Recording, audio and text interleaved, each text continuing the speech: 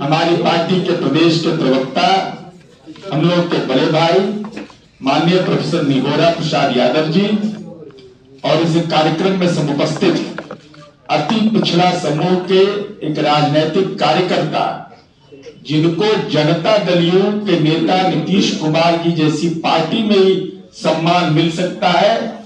हाल के दिनों में जिन्होंने विधान परिषद के द्विवार्षिक उपचुनाव में जो नामांकन दाखिल किया है, माननीय ललन प्रसाद जी, हमारी पार्टी के पूर्व एमएलसी माननीय Valmiki Singh ji, electronic print digital media के सम्मानित साथियों, सर्वप्रथम एक अनुरोध आप लोग से करेंगे कि इसके बाद 1-to-1 मत करिएगा, मेरी तबीयत ठीक नहीं है। हम अभी माननीय निहोरा प्रसाद यादव जी ने विस्तार से उन बातों को बताया। नीतीश निश्चय और जनता का विश्वास, यह जाति सर्वे का काम हमने पूरा किया। राज्य सरकार अपने खर्च पर बिहार में जाति सर्वे का काम करवाया और आप सब विदित है कि 2 अक्टूबर 2023 को इसकी रिपोर्ट राष्ट्रपिता महात्मा गांधी के जयंती के अवसर पर सार्वजनिक किया गया। अब माननीय राहुल गांधी जी कांग्रेस के अध्यक्ष हैं या माननीय राहुल गांधी जी बेचैन आत्मा है या बिहार के कांग्रेसियों को अज्ञानी कह रहे हैं कि आप लोग चंडूखाना बना के रखे हुए पार्टी को। बिहार कांग्रेस का कोई औचित्य नहीं रह गया है। अगर राहुल गांधी जी कहते हैं कि जाति सर्वे की रिपोर्ट फेक है, गलत है, तो सर्वदलीय सहमति में कैसे भाग लिए, मीटिंग में कैसे भाग लिए?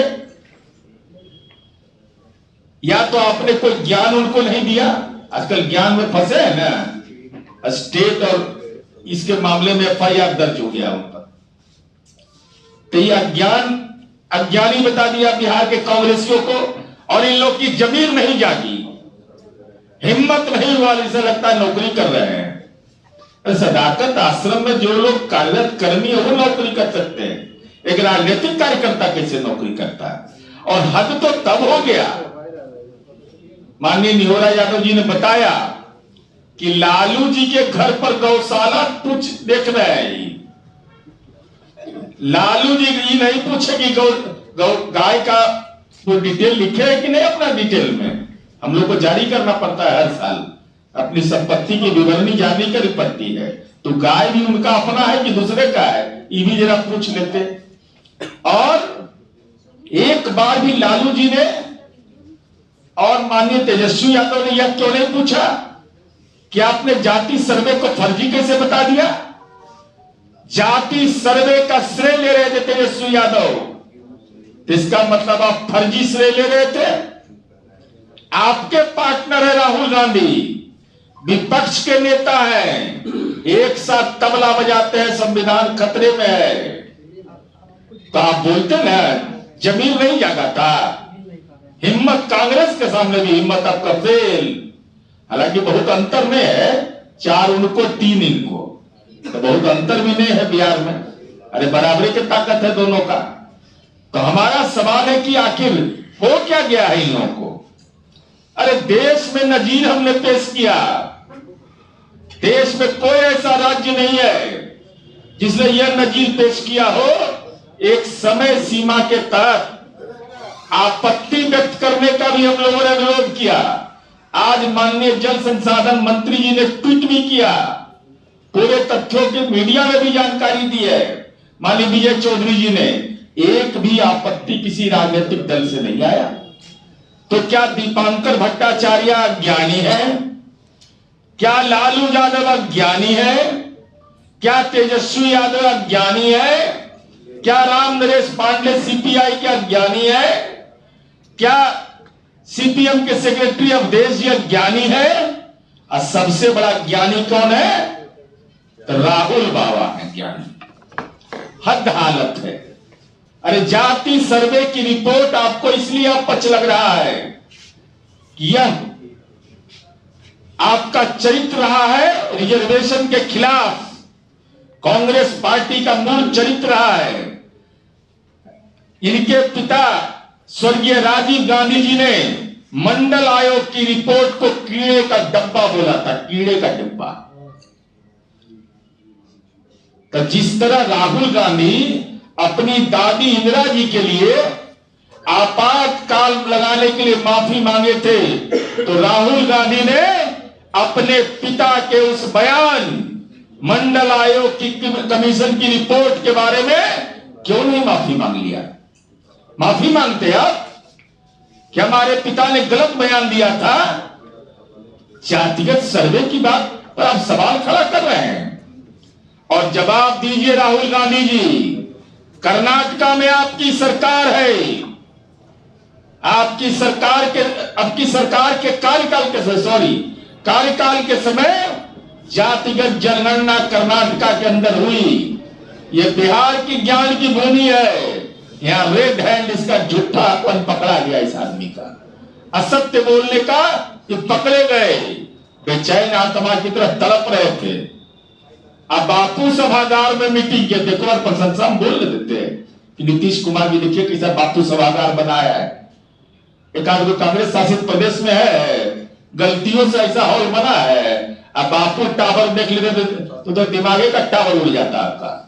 हम मेरीन ड्राइव देखते तो और ज्यादा तूफान मचा देता। अंतरराष्ट्रीय संग्रहालय देखते तो बेचैन हो जाते आप। तो हम यह जानना चाहते हैं कि कर्नाटका में जातिगत जनगणना की अधिसूचना 2014 में सीतामरैया की सरकार ने अधिसूचना जारी किया। अप्रैल मई में 2015 में, जरा ध्यान दीजिएगा मीडिया के लोग, किया गया, जिसमें 1.6 लाख कर्मचारियों की मदद ली गई। सर्वे का कुल खर्च आया 169 करोड़ रुपया। सर्वे डेटा का डिजिटलाइजेशन का काम भारत इलेक्ट्रॉनिक लिमिटेड को सौंपा गया। रिपोर्ट जारी करना था, यह दावा किया गया। अप्रैल 2016 में कर्नाटक पिछड़ा वर्ग आयोग के सचिव एच कंठराज ने कहा कि रिपोर्ट जारी करने का कार्य अंतिम चरण में है।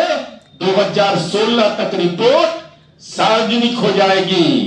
लेकिन आज तक वह रिपोर्ट कर्नाटक की सरकार ने, जो तत्कालीन सरकार थी, उसने वह रिपोर्ट नहीं जारी किया। 2016 के बाद वर्तमान में भी सीतामरैया की सरकार है। वहां क्यों नहीं लागू हुआ राजीव गांधी? क्यों नहीं घोषणा हुआ? वो रिपोर्ट क्यों नहीं सार्वजनिक हुआ? यह कारण क्या है, यह जानना बड़ा ही दिलचस्प है। आखिर कारण क्या है? रिपोर्ट ही जारी क्यों नहीं हो रहा? कांग्रेस की सरकार ने किया, कांग्रेस की सरकार है, सीतामरैया की सरकार है।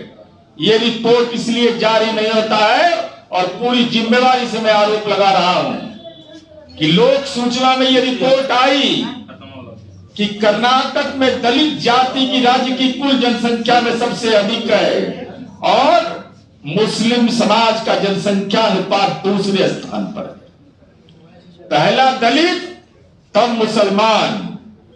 ये वहां की जाति सर्वे का सच्चाई है। अब कांग्रेस की रिपोर्ट इसलिए रिपोर्ट जारी नहीं कर रही है कि रिपोर्ट में दलित और मुस्लिम की आबादी सबसे ज्यादा है, जबकि कर्नाटक की राजनीति पर लिंगायत और बोकलिंगा समुदाय का पूर्ण प्रभाव कायम है। क्या राहुल गांधी का कांग्रेस दलित और मुस्लिम विरोधी है? चूंकि दलितों की संख्या ज्यादा है, मुसलमानों की संख्या ज्यादा है, ये सार्वजनिक डोमेन में नहीं आए, पब्लिक डोमेन में नहीं आए, इसलिए तथ्य को छिपाने के लिए कर्नाटक में की गई जाति सर्वे की रिपोर्ट अब तक सार्वजनिक नहीं किया गया है। गुनाहगार तो आप राहुल गांधी हैं, चूंकि आपका मूल चरित्र आपकी पार्टी का है दलित और मुस्लिम विरोधी, और आप वहां के जो सामाजिक समूह हैं उनका प्रभुत्व बरकरार रखना चाहते हैं। आप दलित और मुसलमानों की हिस्सेदारी पर खामोश हो जाते हैं, इसीलिए इस रिपोर्ट को आपने दबा करके रखा है। अब अब इस संबंध में समझिए क्यों कारण आखिर है। बोकलिंगा और वीर शैव और लिंगायत सुरथा वेदिका समाज ने 2016 से इस रिपोर्ट को निरस्त करने की मांग शुरू से करते आ रहे हैं। कांग्रेस स्पष्ट करे कि क्या कांग्रेस बोकालिंगा वीर शैव या लिंगायत सुरथा वेदिका समाज के मांगों के सामने झुक गई है, नतमस्तक हो गई है, दंडवत हो गई है और मुसलमान और दलितों के साथ क्या धोखेबाजी कांग्रेस पार्टी कर रही है। और कांग्रेस जैसी पार्टी में लिंगायत और बोकलिंगा जातियों का प्रभुत्व है, जातिगत जनगणना को लागू करने की कोशिश से दलित मुस्लिम गठबंधन हो सकता है, तो क्यों जिससे एक नया नेतृत्व भर जाए, यह कांग्रेस पार्टी को मंजूर नहीं है।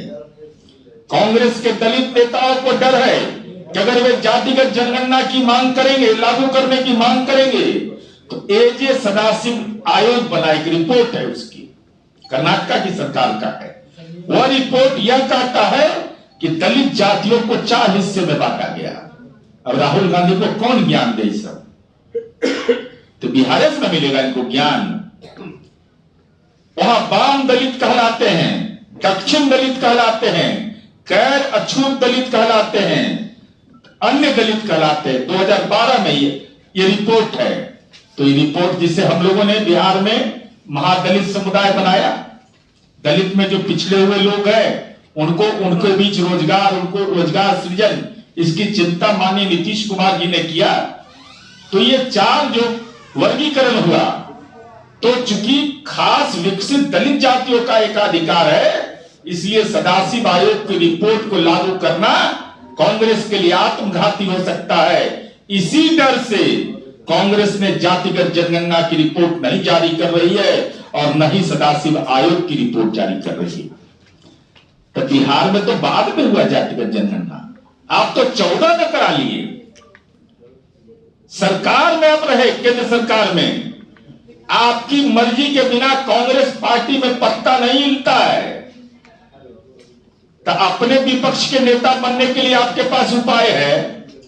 देश भर में लेके तबला ढिढोरा पीट रहे हैं और आप तमाम लोगों को स्मरण होगा कि इंडी गठबंधन के जनक माननीय नीतीश कुमार जी ने जब इसकी शुरुआत की थी, हर जगह बोला, बेंगलोर की मीटिंग हो, मुंबई की मीटिंग हो, कि भाई जाति सर्वे के पर सहमति बननी चाहिए, समाज के सारे तबकों की भलाई होगा इससे। लोगों को नहीं मालूम है कि बिहार में जो ये काम किया है, उसके पहले जो हम लोगों ने काम किया, चाहे अनुसूचित जाति जनजाति की रिपोर्ट बनाने का काम हो, सवर्ण आयोग की रिपोर्ट आई, ये तमाम चीजें स्पष्ट हुई कि भाई समाज के अंदर में पिछड़ापन भाव का भाव है। इसीलिए माननीय नीतीश कुमार जी ने 7 निश्चय से सबको जोड़ा, सबका सम्मान, सबका विकास।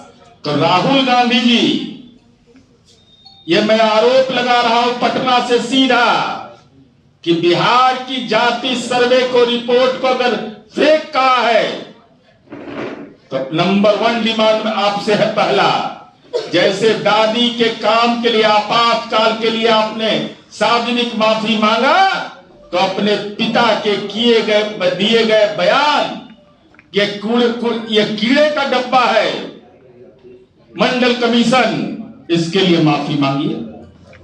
दूसरा, आप इस बात के लिए माफी मांगिए, बिहार के जाति सर्वे की रिपोर्ट अगर फर्जी है, तो कर्नाटक के अंदर में क्या है?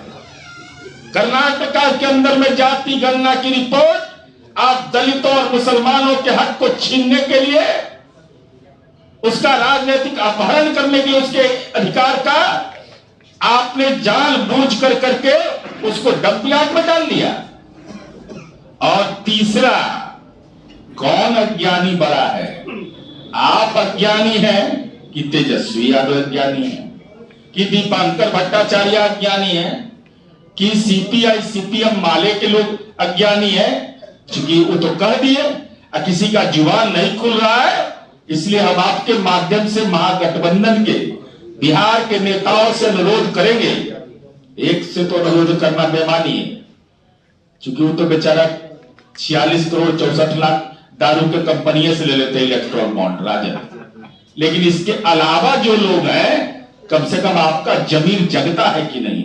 अरे जाति सर्वे करा करके माननीय नीतीश कुमार जी ने राजनीति में एक ऐसी मिसाल कायम की है। तमाम झंझावात को झेलते रहे। जाति सर्वे के समय भी हाई कोर्ट, सुप्रीम कोर्ट, क्या क्या हुआ। अब तो आरक्षण का दायरा पर भी मामला न्यायालय के विचाराधीन है। लेकिन हम यह जरूर कहेंगे कि बिहारी होने के नाते हमको गर्व है कि बिहार देश के अंदर पहला राज्य है जिसने रिपोर्ट भी बनाया, रिपोर्ट पर कार्य योजना भी बनाई। लेकिन दूसरी तरफ जो मंडल कमीशन को कूड़े का ढेर बोलते थे, जो लोग कर्नाटका के अंदर में दलितों और मुसलमानों का हक छीन लिए, उनको रिपोर्ट अब तक सार्वजनिक नहीं किया। सदाशिव आयोग की रिपोर्ट हो या वहां पर की जो जाति सर्वे की रिपोर्ट है, उसको कर्नाटका के अंदर में कांग्रेस की सरकार ने अब तक लागू नहीं किया। तो वहां राहुल गांधी जी डरते काहे हैं? अरे जनाधार सिकुड़ा है ना आपका, तो जुबान भी सिकुड़ जाता है अपनी सरकार के सामने। इसलिए कर्नाटक बिहार पर बोलने के पहले कर्नाटका के बारे में अपना मंतव्य स्पष्ट करें।